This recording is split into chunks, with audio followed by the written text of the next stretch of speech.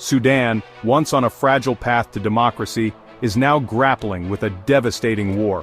The conflict erupted in April 2023, shattering hopes for a peaceful transition.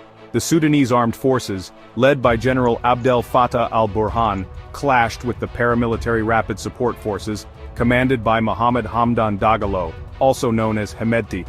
The roots of this conflict are complex, stemming from power struggles, political instability, and unresolved grievances. The consequences have been catastrophic. The fighting has plunged Sudan into a humanitarian crisis of immense proportions. Over 13,000 people have lost their lives, a grim testament to the brutality of this war. The true toll is likely far higher, with many deaths going unrecorded amidst the chaos. The conflict has displaced millions, forcing families to flee their homes in search of safety. Basic necessities like food, water, and medical care are scarce, leaving millions vulnerable to disease and starvation. The international community has watched with growing alarm as the situation in Sudan deteriorates. The United Nations, along with regional organizations like the African Union, has called for an immediate ceasefire and a peaceful resolution to the conflict. However, these pleas have largely gone unanswered, as the warring factions remain locked in a deadly stalemate. The conflict threatens to destabilize the entire region, with the potential to spill over into neighboring countries already grappling with their own challenges. The situation in Sudan is a stark reminder of the human cost of conflict. It is a tragedy that demands the attention of the world. The international community must act decisively to end the violence, alleviate the suffering of the Sudanese people, and help the nation find a path to lasting peace. The future of Sudan and the stability of the region hang in the balance. The devastating conflict in Sudan is not a solely domestic affair. External actors, driven by geopolitical interests and regional ambitions, have become deeply entangled in the conflict, often exacerbating the violence and hindering peace efforts. The flow of weapons, funding, and logistical support from outside powers has served to fuel the flames of war, prolonging the suffering of the Sudanese people. One of the most prominent examples of this interference is the support provided to the warring factions by regional powers. Egypt, with its own security concerns in the region, has thrown its weight behind the Sudanese armed forces, providing military equipment and training. On the other side of the conflict, the United Arab Emirates has emerged as a key backer of the Rapid Support Forces, offering financial assistance and allegedly funneling weapons through clandestine channels. This external involvement has had a profoundly negative impact on the conflict.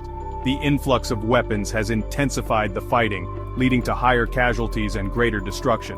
Moreover, the backing of powerful external actors has emboldened the warring factions, making them less likely to engage in meaningful peace negotiations. They see a military victory as achievable, fueled by the support of their foreign patrons. The international community must recognize the detrimental role of external interference in the Sudanese conflict. Efforts to mediate a ceasefire and find a political solution will remain futile unless the flow of weapons and support from outside powers is halted. The United Nations Security Council should consider imposing an arms embargo on all parties to the conflict, targeting those who seek to profit from the bloodshed in Sudan. The ongoing conflict in Sudan presents a complex and multifaceted challenge, demanding a comprehensive and coordinated international response. While the path to peace is fraught with obstacles, a combination of immediate actions and long-term strategies offers a glimmer of hope for a brighter future for the Sudanese people. The most pressing priority is an immediate cessation of hostilities. A ceasefire, even if temporary, would provide a much-needed respite from the violence, allowing humanitarian aid to reach those in desperate need. The international community, particularly regional powers with influence over the warring factions, must exert sustained pressure to bring the parties to the negotiating table. Dialogue, however difficult, is the only viable path to a lasting peace. However, a ceasefire alone will not suffice. A sustainable peace requires addressing the root causes of the conflict, including the underlying political and economic grievances that have fueled decades of instability in Sudan. This necessitates a comprehensive political dialogue involving all segments of Sudanese society, not just the warring parties. Civil society organizations, women's groups, and marginalized communities must have a seat at the table to ensure that any peace agreement is inclusive and representative of the aspirations of the Sudanese people. The international community must play a supportive role in this process.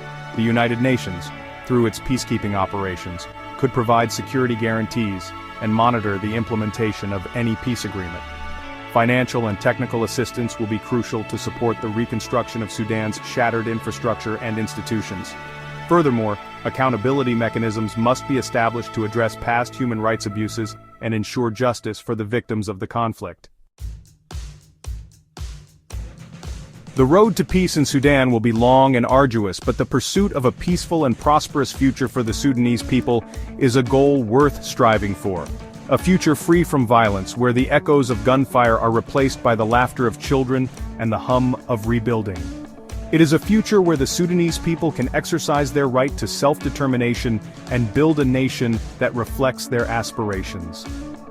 The international community has a moral imperative to stand with the people of Sudan during these trying times. The pursuit of peace in Sudan is not merely a matter of international diplomacy, but a testament to our shared humanity.